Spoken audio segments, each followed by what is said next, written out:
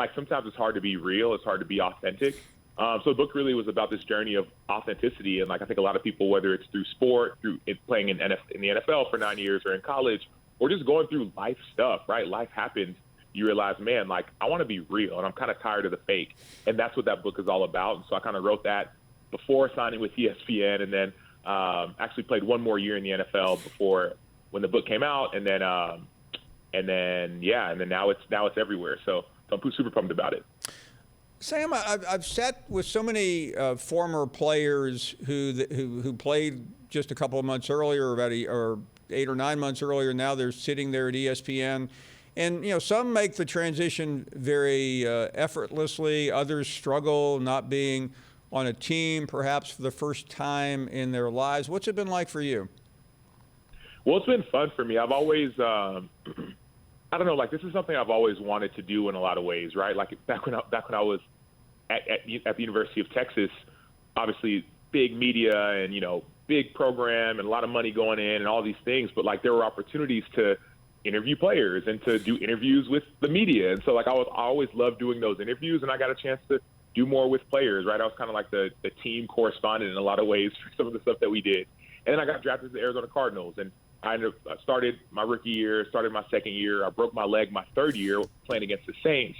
And a lot of times when people get injured, they disappear, right? You disappear, you go rehab. The ship has set sail.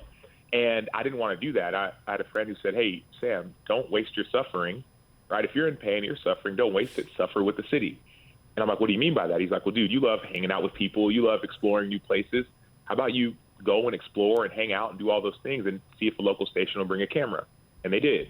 And fast forward, every week that year, we had a segment called Sam in the City, a 4-minute segment while I was on my scooter, right, broken leg on the scooter, just checking out different places that pro athletes never get a chance to experience and explore when they're in a city, number one. Number two, I got a chance to host the news for a little bit that year. And then the next year I had my own radio show. So, like, I've always wanted to do this.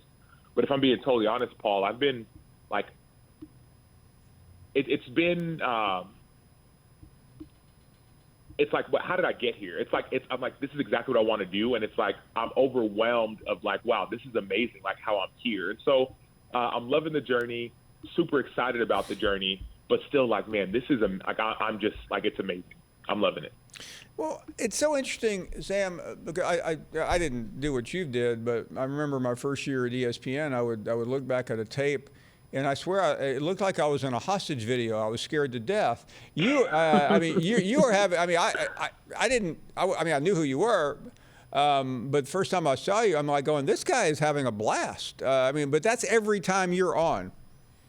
Yes, I'm telling you, dude. Like I'm like, this is so much fun. Like this, I was joking with some people earlier, but it's like this is like.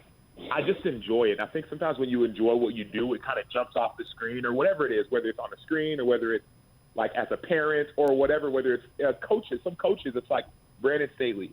He's the head coach of the LA Chargers. He was my coach when I played with Arizona Cardinals or when the Chicago Bears, my third year there, 7th year in the NFL, third year with the new team. And every time he walked into a room, he just lit that room up. I mean, you knew he was there. He loves ball. He loves coaching. He loves people. He loves leading. And it's like, he has a passion. And so for me, like, I love being on TV. You know what I mean? I love being on TV. I love watching film, studying players, like highlighting people who are doing awesome stuff that other people may not get a chance to know about. And so for me, it's just following that fire, following that passion. And like we talked about earlier, letting the world see me, because this is me, right? It's hard for me to fake and pretend. And so I just got to be me. Talking to Sam Acho, the first time we were on together, it was, I believe, the day after the University of Texas was rumored at the time, not confirmed, to be coming into the SEC. That's about 6 weeks ago. You looked a little surprised at the time that the great University of Texas would be coming over here to this paltry little conference. So what do you think about it now? Yeah, well, initially I was frustrated and upset, right? I just started with ESPN, so I wasn't, in my mind, I wasn't thinking analyst. I was thinking emotions, right? Like I went to Texas and what are we doing? And we're Texas, right? And so I had all those emotions going on. And then I remembered, okay, hold on, Sam, you're also an analyst. So analyze what's going on. And so as you think about it and analyze it, there's two things that come to the forefront. Number one, I think when I knew it was real was when you saw the statements from both Texas and Oklahoma. right? And 6 weeks ago, people from Texas were asked about it, and the statement came out. It said, rumors swirl across college sports. We don't address rumors. That didn't answer the question if you're joining or not. Those are two separate statements that have nothing to do with each other, right? Oklahoma said something similar. So I said, okay, there's something here. So that was one.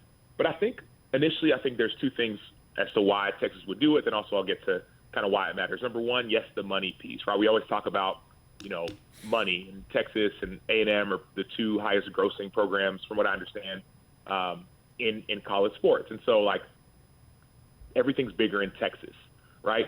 Oklahoma is another top grossing program. So bringing those to the SEC, you get a bigger piece of a bigger pie, right? Big 12, the pie is not as big. They're the cash cows of the Big 12. So number one. But number two that I think people aren't talking as much about, it's not necessarily recruiting, but it's the reputation piece, right? A&M has been killing it in recruiting when it comes to Texas players. Why? Because you can go and compete in the SEC, compete against the best, right? So now you've got people who are living in the same state, hanging out with the same people, going to the same parties, and now it's A&M is now kind of taking over. And I think people at Texas, whether it's the Board of Regents or you talk about, Paul, all the time, too many hands, the money, too many hands in the pie. I think people kind of were like, man, we need to get an edge on A&M as well. And I think that kind of contributed to the move. And so those are kind of some of the reasoning. And I think obviously as an analyst, it makes sense, right? Bigger market, SEC, better competition, bigger piece of a bigger pie, new TV deals coming up. If you just logically think about it, okay, it makes sense. But from an emotional standpoint, if you're a person who went to Texas, you're either really excited because you get a chance to get better recruits and compete against the best, or you're a little bit frustrated because you're saying, hey, I thought we were the best, so why are we leaving and joining someone else's party? Thanks for watching ESPN on YouTube. For live streaming sports and premium content, subscribe to ESPN+.